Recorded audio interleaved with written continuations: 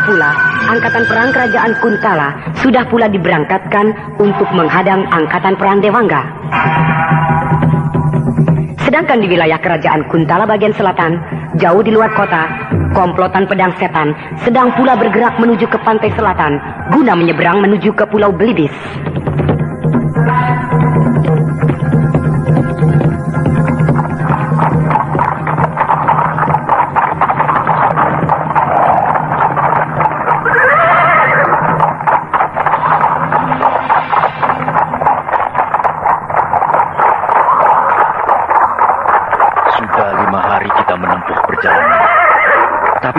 Menjumpai perkampungan, apalagi desa.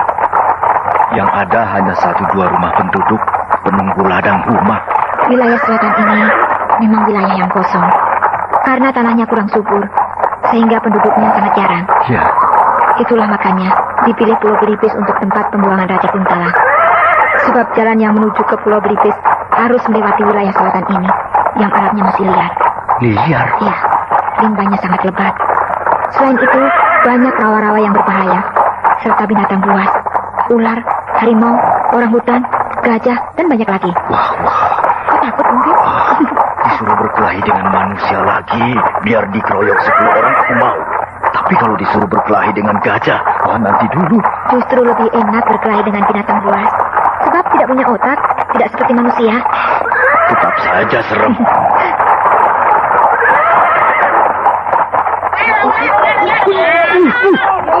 Ular raksasa, lihat pedang setan. Lari.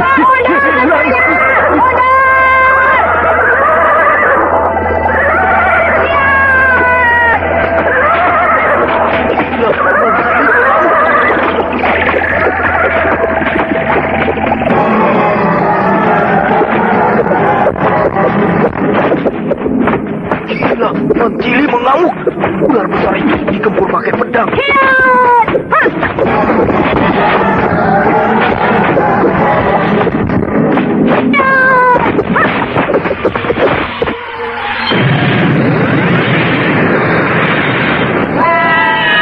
Benar-benar pedang setan.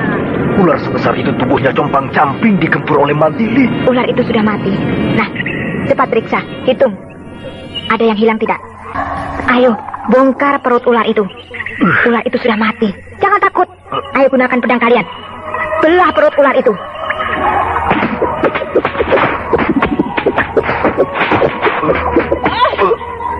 Dewa Tayang. Si Kardun ada di dalam perut ular itu. Ya, si Kardun dimakan oleh ular itu. Lihat, perut ular itu sudah terbelah dan di dalamnya ada mayat si Kardun. Ular besar itu, ekornya membelit di atas pohon yang tinggi. Kepalanya menjulur ke bawah. Dan ketika rombongan kita lewat, si Kardun yang berada paling belakang jadi sasaran. Sudah, jangan rame. Lekas, kubur mayat si Kardun.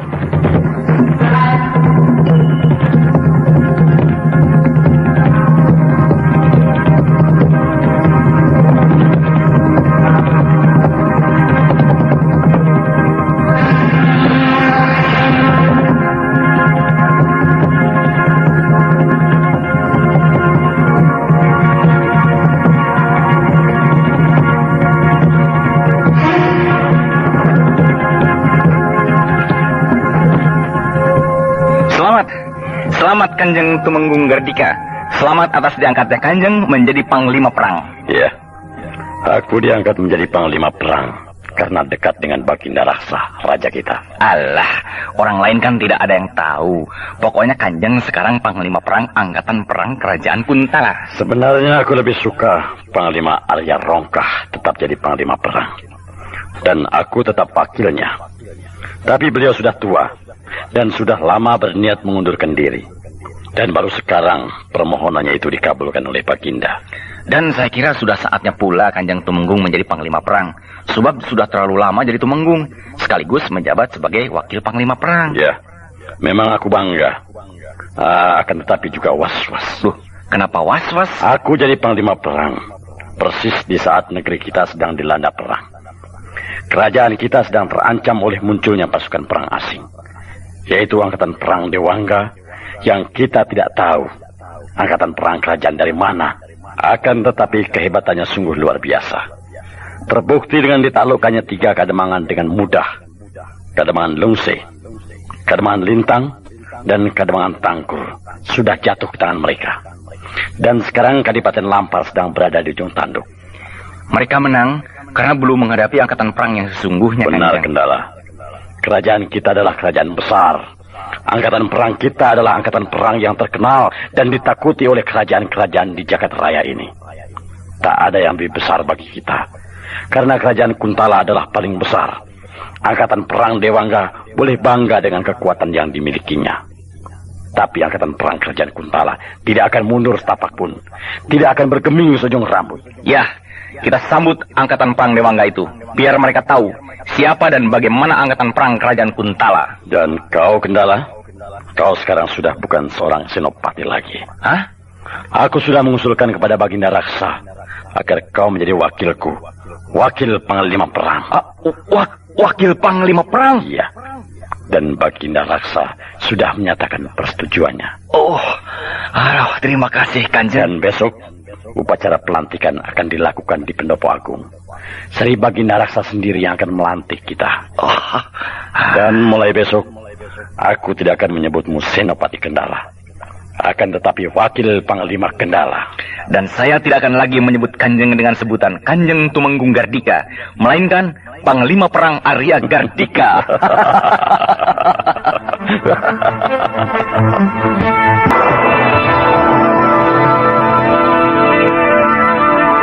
Para Panglima, Gotawa, Raden Samba, dan Dewi Harnum, saya mengucapkan terima kasih. Yang walaupun kalian semua dalam keadaan sibuk membenahi Kadipaten Tangkur yang baru saja kita duduki ini, akan tetapi kalian tetap memenuhi panggilan saya. Maksud saya memanggil kalian semua karena tidak ada waktu lagi untuk mengadakan perundingan. Nah, saya persilahkan semuanya melihat gambar peta ini. Ini Gunung Jembar, tempat mula kita berkumpul. Lalu kita bergerak ke sini. Pertama kali menaklukkan Kademangan Lungse, terus bergerak dan menaklukkan Kademangan Lintang. Ini. Terus bergerak. Dan untuk ketiga kalinya, kita menaklukkan Kademangan Tangkur yang sedang kita duduki ini. Dari Kademangan Tangkur ini kita akan terus bergerak, dan sasaran kita berikutnya adalah Kadipaten Lampar. Saudara-saudara bisa melihatnya pada peta ini. Letak Kadipaten Lampar sangat strategis. Batas wilayah Kadipaten Lampar adalah ini. Di sebelah utara dibatasi oleh sebuah sungai besar, yaitu Sungai Kambang. Sebelah selatan dibatasi oleh jajaran Bukit Sarenteng. Sebelah barat dibatasi oleh Lembah Hinyai. Dan di sebelah timur dibatasi oleh Tegalan Sidaru-daru. Wah, luas sekali wilayah Kadipaten Lampar itu. Ya, sebab merupakan kadipaten terbesar kedua setelah Kadipaten Singkang. Pasti Kadipaten Singkang itu memiliki pasukan perang yang cukup besar. Tentu, Harnum. Apalagi sekarang di mana mereka sedang diancam oleh kita. Pasti mereka sedang memperkuat diri. Bahkan mungkin telah minta bantuan tambahan pasukan perang dari pusat. Setidaknya dari Kadipaten Singkang dan kademangan-kademangan yang lain. Pasukan perang yang melarikan diri juga pasti bergabung dengan mereka. Itu pasti. Dan pasukan yang melarikan diri dan tidak kita kejar itu jumlahnya cukup banyak. Sebab terdiri dari pasukan perang 3 kademangan. Yaitu sebagian pasukan perang Kademangan Lintang, sebagian pasukan perang Kademangan Tangkur, dan bahkan pasukan perang yang utuh dari Kademangan Lungse. Tuanku Brahma, apakah kita akan melakukan penggabungan? Tidak. Kita akan masuk hanya dari satu jalur. Yaitu ini. Melalui gerbang utara. Pada peta ini, nampak jelas bahwa di sekeliling luar batas wilayah Kadipaten Lampar ini merupakan alam yang liar. Masih merupakan hutan rimba yang lebat, jurang yang berbahaya, rawa-rawa yang dalam, dan sebagainya. Semua itu pasti akan menelan korban yang banyak. Pasti akan banyak yang mati oleh keganasan alam yang masih buas itu. Betul. Alangkah menyakitkan hati melihat pasukan kita mati konyol oleh keganasan alam. Dan bukannya oleh perang. Ya, memang benar. Bagi seorang prajurit, gugur di medan perang lebih terhormat daripada mati dimakan ular, atau dimakan harimau, atau jatuh ke jurang, atau pula tenggelam di rawa, serta hanyut di sungai. Nah, untuk itu kita hanya akan menyerbu dari satu arah, yaitu gerbang tapal batas utara.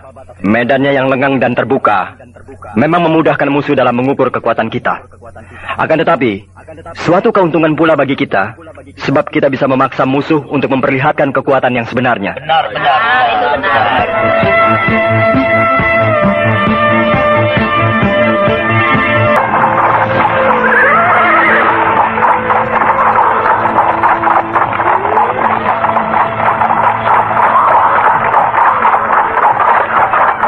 Kira-kira kapan kita sampai di pantai Gorowong, Manti?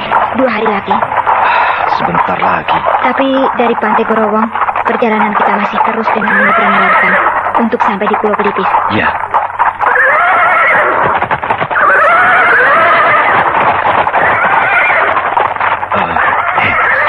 Ada apa? Kenapa kuda-kuda jadi ribut?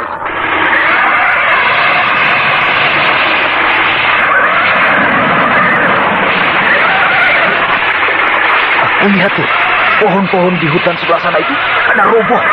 Seperti ada angin topan.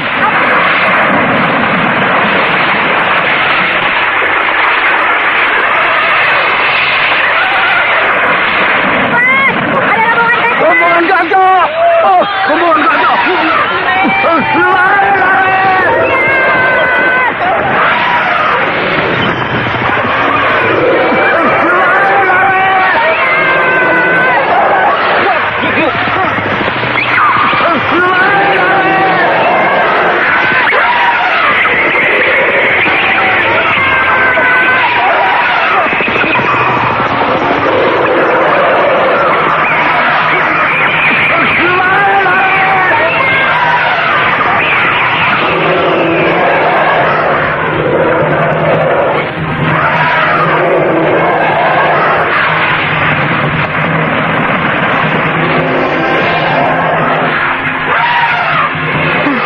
Rombongan gajah itu sudah lewat. Oh gila, rombongan gajah itu banyak benar. 30 ekor. Wah. Kalau ada rombongan gajah, minta ampun. Tidak peduli ada apa di depannya, dilabrak. Pohon besar dan kecil dilindas rata dengan tanah. Acak-acakan semuanya.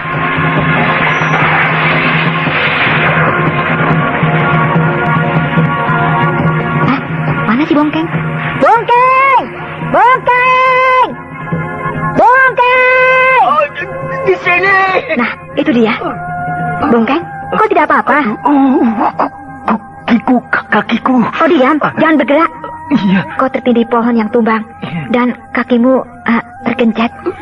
Akan aku angkat pohon. Ya, pohon ini aku angkat dulu. Iya.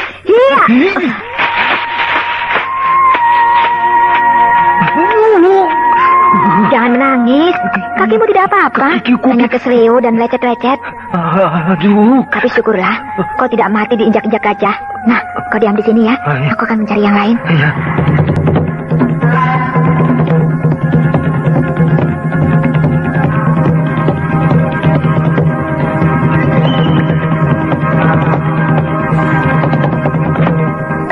Kumpul!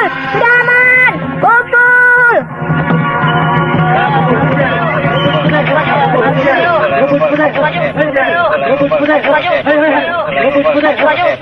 Kurang 5. Rombongan kita seharusnya ada 19 orang.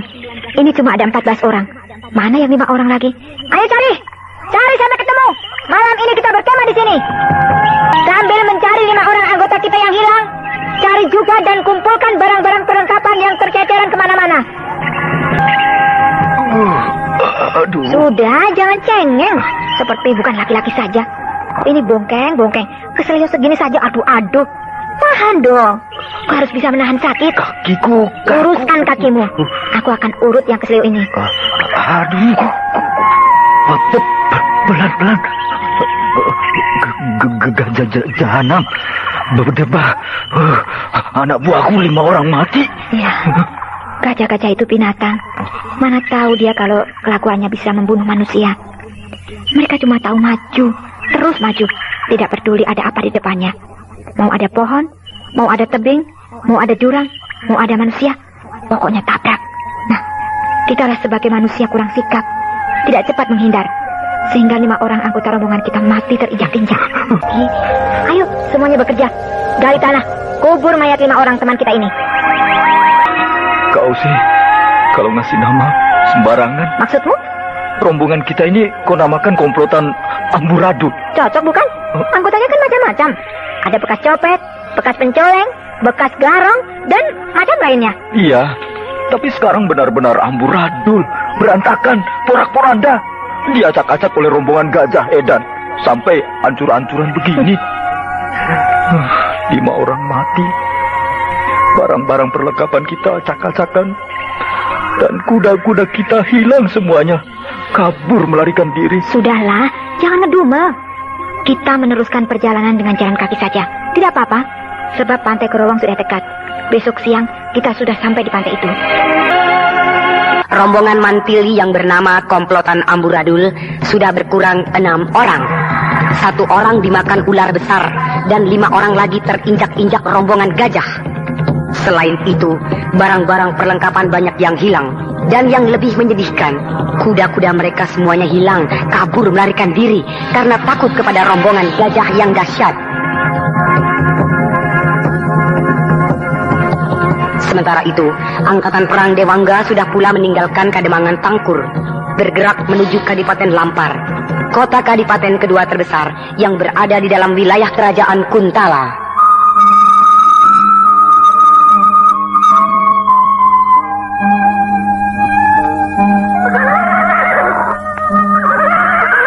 Saudara-saudara, para panglima dan para bangsawan, kita sudah sampai di desa Bantaran.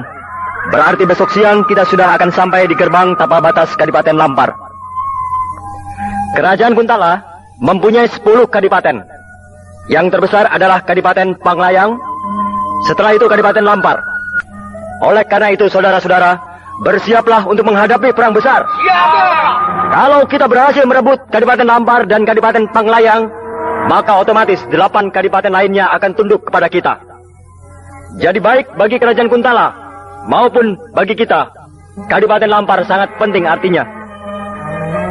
Seperti yang saya katakan kemarin, bahwa kita tidak akan melakukan pengepungan, akan tetapi menyerang hanya lewat satu jalan, yaitu melalui gerbang utara. Pasukan Dewangga 1, Dewangga 2, dan Dewangga 3 sudah mendapat giliran di dalam pertempuran-pertempuran yang lalu.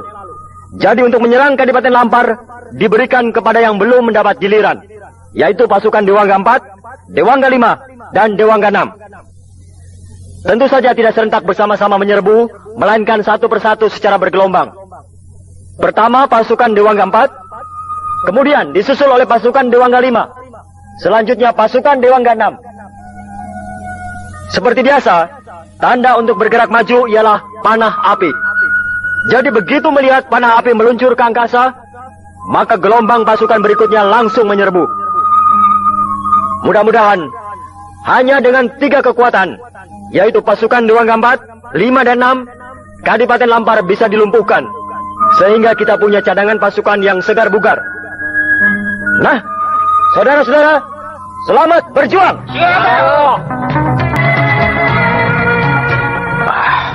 Sialan bener. Gajah-gajah itu memang Gajah Edan. Akibat mereka, kita kehilangan kuda. Yang mestinya enak menunggang kuda, jadi capek jalan kaki begini. Soalnya kakimu yang keseril masih belum sembuh benar, sehingga jalanmu agak terganggu. Ya itulah, seharusnya di saat kakiku sakit begini, naik kuda, malah jalan kaki. Kalau kau capek, berhentilah, istirahat. Lalu kau? Karena aku tidak capek, ya aku terus saja jalan. Jadi aku akan kau tinggalkan? Iya. Kau jangan gila, Mantili. Jauh-jauh aku mengikuti kau, di tengah jalan ditinggalkan. Makanya, jangan ngomel. Ayo jalan terus. Kau memang manusia aneh, Mantili. Aneh? Ya, rombongan kita ini semuanya laki-laki. Perempuannya cuma 1. Hanya kau seorang.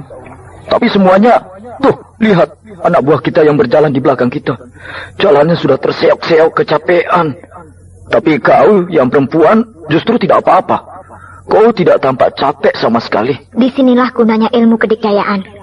Ilmu kedikjayaan itu bukan hanya untuk berkelahi saja, tahu? Akan tetapi untuk menolong diri kita sendiri di saat menderita seperti ini. Iya, kau benar. Sudah aku bilang supaya kau mau belajar ilmu kedikjayaan, tapi kau ogah-ogahan. Disuruh puasa, baru 1 hari sudah lemas. Mana bisa jadi orang dikjaya kalau tidak tahan puasa? Aku duga kita sudah berada di tebing. Hei, hati-hati! Di istri kalian ada jurang. Jangan perlahan-lahan saja.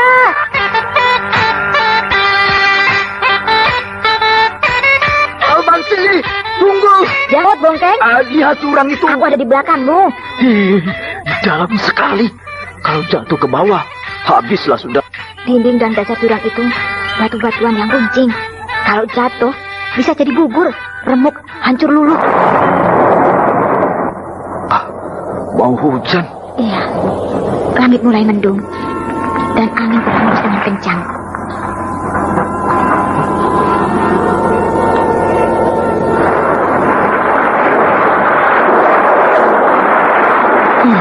Hujan sialan. Persis kita sedang berada di pinggir jurang. Turun hujan. Wah, jalanan di pinggir jurang ini jadi licin kena air hujan.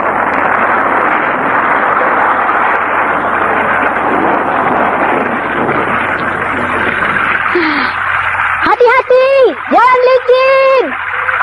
Untuk balapku. Aku terpleset. Untung cuma sedikit. Mandili, pegang tanganku. Iya. Aku tidak mau mati jatuh ke dalam jurang. Aku mau mati karena berkelahi dengan musuh. Kan ngomong, jangan terus. Kalau harus mati jatuh ke jurang, asal sama kamu, ya kita mati bersama-sama. Aku mau. Hus, jangan ngaco kamu. Ayo, jalan terus.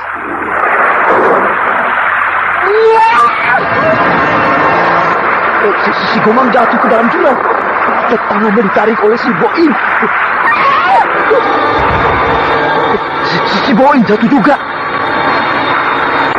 Maju terus perlahan. Maju.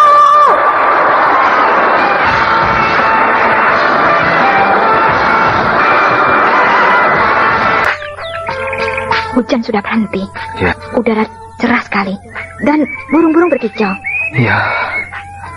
Dan si Gobang juga si Boim sudah terkubur di dasar jurang. Iya. Pertama si Gobang yang terpeleset. Si Boim mencoba menolong dengan meraih tangan si Gobang. Akhirnya dua-duanya jatuh ke dalam jurang. Dari 20 orang, tinggal 12 orang. 8 orang sudah berangkat ke alam baka. 1 dimakan ular, 5 ditubruk gajah, 2 jatuh ke jurang. Belum ketemu musuh, sudah 8 orang yang mati. Jangan sedih, Bongkeng. Kau dengar suara itu? Suara apa? Dengarkan baik-baik. Ombak? Iya, suara ombak. Berarti kita sudah dekat pantai. Iya, pantai Korowong hanya tinggal beberapa langkah lagi. Ayo, kita lari menuju pantai. Ayo!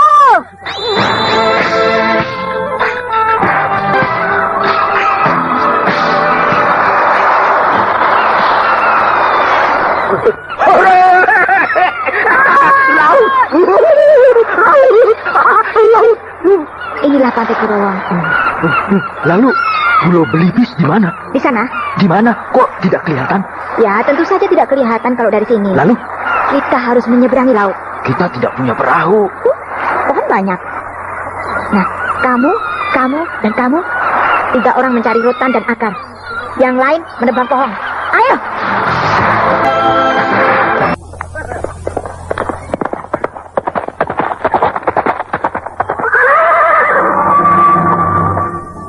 Daulat Panglima tertinggi Tuanku Brahma. Bagaimana kau tahu? Siaga Tuanku. Pasukan Dewangga 4 sudah berada di mulut gerbang Kadipaten Lampar. Bagus. Mereka menunggu panah api sebagai tanda dari Tuanku bahwa mereka boleh masuk ke dalam Kadipaten. Baik. Mana panahnya? Ini, Tuanku. Oh. Ya.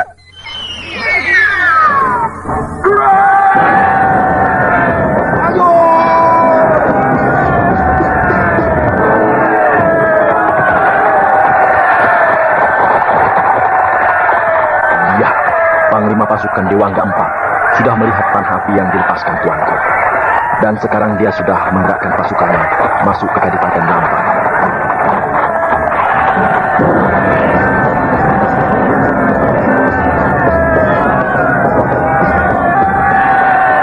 Pasukan Dewangga 4 sudah bergerak.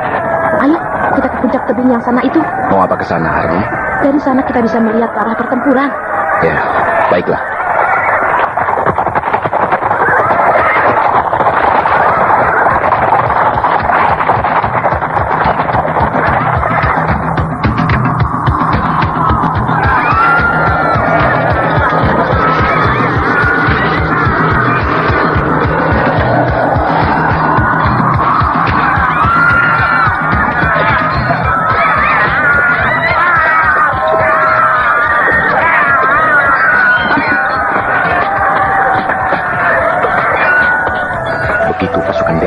Muncul, langsung diserbu. Lihat, Sambat, banyak banget. Bukan main. Pasukan perang Kadipaten Lampar itu besar sekali. 3 kali lipat pasukan Dewangga 4. Pasukan Dewangga 4 terdesak. Iya, musuh terlalu banyak. Ayo, kita beritahu pasukan Dewangga 5 supaya mereka maju membantu Dewangga 4. Jangan, Harun. Kita tidak diperbolehkan menggerakkan pasukan. Sebab perintah penggerakan pasukan ada di tangan Tuanku Brahma sendiri. Beliau akan menggerakkan pasukan dengan panah apinya. Iya. Lihat, Harnum, panah api meluncur di angkasa. Itulah panah api Tuanku Brahma. Ya, lihat nanti. Sebentar lagi pasukan Dewangga 5 pasti muncul.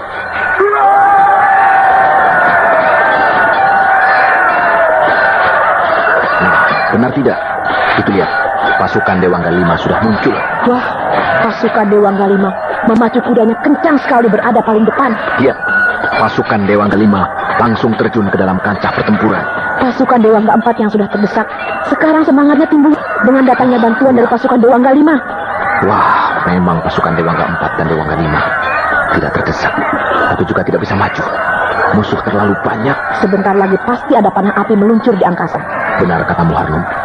Nah, lihat, panah api meluncur lagi di angkasa. Pasti sebentar lagi pasukan Dewangga ke-6 akan muncul. Itu dia! Pasukan Dewangga 6 muncul! Itulah pasukan Dewangga 6 yang paling istimewa, dipimpin oleh Panglima Ringkin. Panglima Ringkin? Ya, Panglima Perang Kerajaan Madangkara yang termasuk itu. Lihat, dia tidak menunggang kuda, tapi hanya berlari-lari. Bukan main. Hebat. Larinya melebihi kecepatan kuda. Iya. Ilmu lari cepatnya sudah mencapai tingkat tinggi. Iya, kedua kakinya seakan tidak menapak tanah, tapi melayang seperti terbang. Itulah Panglima Perang Ringkin, Macan Madangkara. Aku sudah mendengar kehebatan Panglima Ringkin, tapi baru kali ini melihatnya langsung. Pantas kerajaan Madangkara sangat kuat. Ya. Rajanya Tuanku Brahma, seorang yang sangat sakti. Patihnya Patih Gotawa. Ilmu kedijayaannya sangat tinggi. Begitu pula Panglima Perangnya, Panglima Ringkin, ilmunya sangat tinggi. Itulah kelebihan kerajaan Madangkara dibanding kerajaan lainnya. 3 orang tokoh tertinggi kerajaan, ilmunya tinggi-tinggi.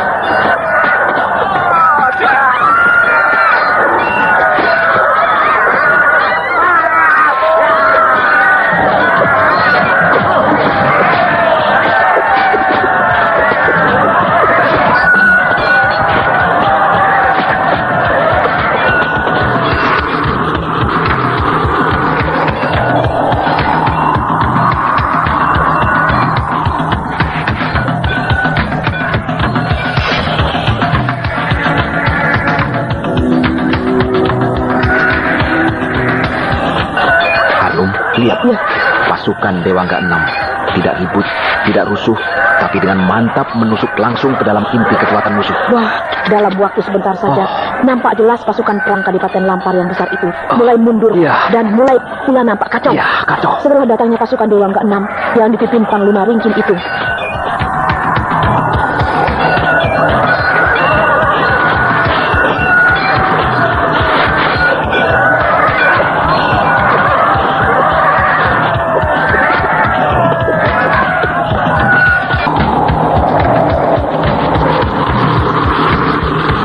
Pertempuran kali ini berbeda dengan pertempuran yang sudah-sudah, di mana musuh dapat ditundukkan dengan hanya mengerahkan satu kekuatan bagian pasukan saja.